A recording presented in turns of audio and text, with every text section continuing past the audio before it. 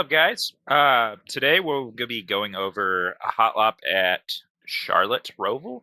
I'm just kind of be showing you kind of where you can't be, like in terms of out of bounces, where you can be, kind of where to run, what kind of be doing in certain situations. So we're going to go ahead and get started. All right, to start out over here, you will try to be as close to the wall as possible. Your brake zone will be on fresh tires just after the two. Typically, you're going to want to straight brake. And what I mean by straight brake is not being turned. Don't turn at all when possible. It'll shorten your brake distance and also give you some more speed. Don't over pull. You see I'm late to get to that apex. Got a little bit into that wall, but you're want to be into that wall, and then you're going to try to hit that apex and then gear up as soon as you get around that wall. Try to get to the left. Your break point is where that wall changes from kind of that silver to the Bank of America. And like I said, you're going to try to be as left and as close to that as you can. As soon as you get to about that shadow, you're going to actually be on the gas for a brief period of time. You're going to hear me gear up, and then I'm on the brake about right here. Get up to this top part. I got a little too far out, but the whole goal is to kind of touch this and then get right down. Your goal is to get to that apex. You can get two tires on or past to the right of that blue chicane.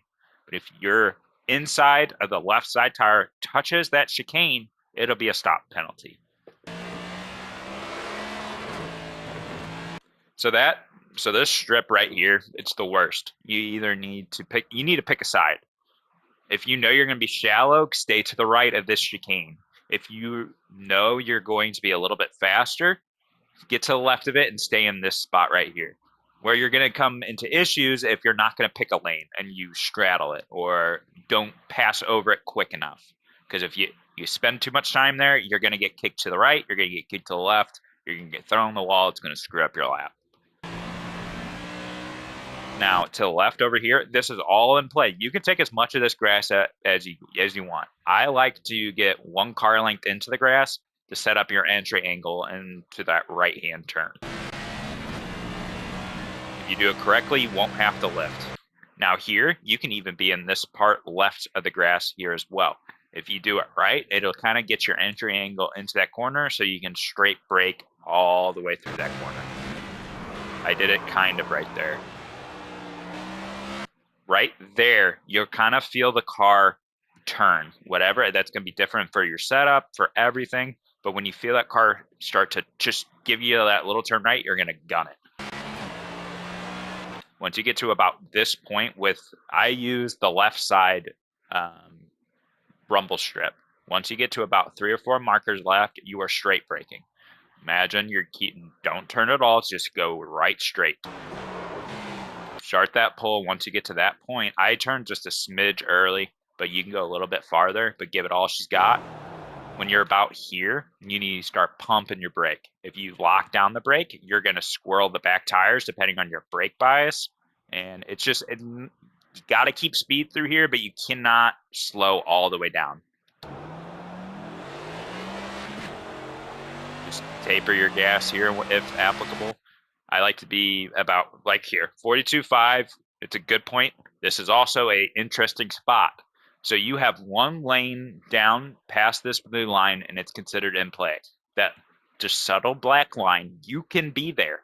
But past this orange, call it a DRS line, call it what you want. You get to the left of that one lane down, that's a stop penalty. All the way through here, you have to stay above that little black line down there, that one lane. Keep it all the way over here. 650 is your break point. 200 is when you start cutting it. Do not hit any of these rumble strips. You can use up all of this colored area. So it's the same as what it was on that Backstretch hairpin. You can use all this colored spot, red, the white, the blue. You can be as far left as you want. That white line, when we get up a little further, is the point of you cannot be any lower than this one lane.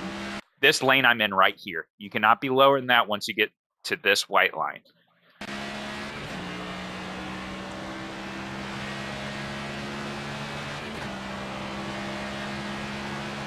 I use to the right this black cup Xfinity sign as my brake point. I am on the brake hard, and like I said, straight brake it. It'll cut down your brake time, and it'll also be easier to handle.